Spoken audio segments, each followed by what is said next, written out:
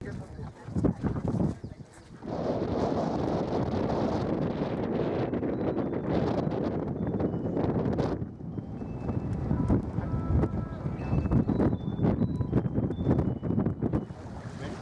ఒకటే చూడాలి, తెలంగాణకు కానీ కర్ణాటక.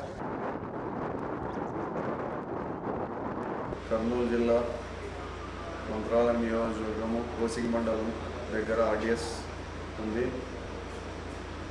ఇంతకు ముందు నుంచి మన కర్ణాటక వాళ్లకు మనకు ఆర్డిఎస్ సమస్య ఉంది. అప్పట్లో తెలంగాణ కూడా మనమంతా తెలంగాణ మనమంతా కలిసినప్పుడు అప్పుడు కర్ణాటక వాళ్ళు కూడా తెలంగాణ వాళ్ళకి ఇది చెప్పి రైతులు మీకు ఆ నీళ్ళు రావు అంతా వాళ్ళే తీసిపోతుందని చెప్పి అప్పట్లో కూడా మనకి తెలంగాణకు మనకు కొట్లాట పెట్టడం జరిగింది.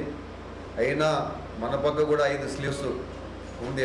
అంటే ఇంతకుముందు కూడా దాన్ని ఇక్కడ కూడా కుడికాలు తీయాలని ఉంది. అప్పట్లో ఎందుకో ఇక్కడ కుడికాలు కాలేదు, ఎడంకాలు కుడికాలు అని 2 కావడంతో ఎడంకాలు పని జరిగింది, కుడికాలు అప్పట్లో ఎందుకో నిర్మాణాలు పనులు నిలబడిపోయినాయి. అయితే దాని గురించి ఇప్పుడు 3 రాష్ట్రాలకు సంబంధమైంది. అప్పుడు 2 రాష్ట్రాలుగా ఉంటే కర్ణాటక మనకు ఇప్పుడు 3 రాష్ట్రాలకు సంబంధించింది ఆర్డిఎస్ వాళ్ళు సిల్ట్ తీసి అర్ధడుగు హైట్ చేస్తే మనకి 80% తాగడానికి కడప వరకు, ఇది ఇక్కడికే కాదు మనకే కాదు కర్నూలు కడప వరకు ఈ నీళ్లు పోతాయి. ఆ నీళ్లు తాగేదానికి చాలా ఇబ్బందికరంగా అవుతుంది. పశువులకు కానీ మనుషులకు కానీ తాగే నీళ్ళు కూడా ఉండవు వాళ్ళు చేసే పని చేస్తే. అయినా కూడా వాళ్ళు ఇప్పటికీ ఆలోచన వదులుకోలేదు. ఇప్పుడు మళ్ళా తెలంగాణ సపరేట్ అయిందన్న ఆలోచనతో కర్ణాటక తెలంగాణ ఒకటి కలిసి వాళ్ళ అధికారులు వాళ్ళ మంత్రులు మాట్లాడుకొని దాన్ని హైట్ చేయాలన్న ఆలోచనతో సెల్ తీసి హైట్ చేయాలని ఆలోచన చేశారు. అయితే మన రాష్ట్రానికి వాళ్ళు ఇంత కూడా మన మంత్రులకైతే మన ప్రభుత్వ అధికారులకి ఎవరికి కూడా తెలుపుకోకుండా వాళ్ళు పని జరుపుతున్నారు.